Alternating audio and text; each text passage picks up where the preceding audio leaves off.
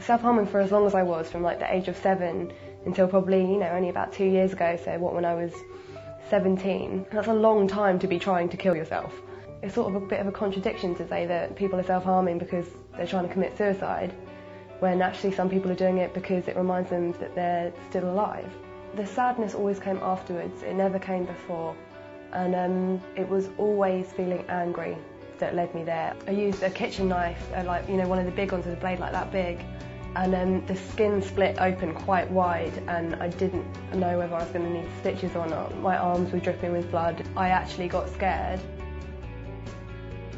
I took painkiller overdoses.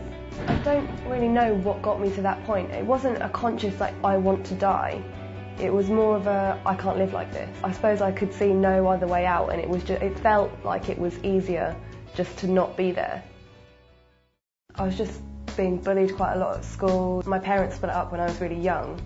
I'd never really known my dad, and my grandparent never really took the time to talk to me about it. It was, just not understanding. And it always used to really get me down. I think one day I just got to a point where I was just really angry that I didn't have a dad, and my friends didn't like me anymore, and I just started scratching myself, and I couldn't really explain it, but I didn't know what else to do, so I just took it out on myself.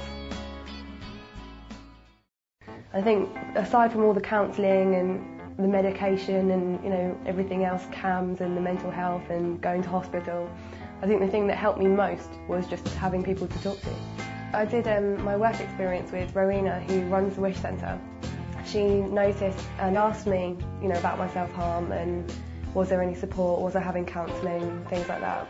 I told her that there wasn't, and so she asked me if I wanted to set something up, with her support, and see if we could change that. I really made all the classic mistakes that we now help kind of parents and carers with, because I did go through that phase of thinking, I need you to stop. You have to stop hurting yourself. It's something a little bit more complicated than that. Xpress is a self-help and support group for teenage female self-harmers. It's just we all get together each week and we talk about what's been going on with us that week, and we can get support from each other on the things that we're going through. They talk about the reasons why they might have cut, or they feel like they want to cut, and they're very much helping each other to stop. Because now I know, instead of self-harming to deal with my problems, I can pick up a phone and call someone from the group and they'll be there for me.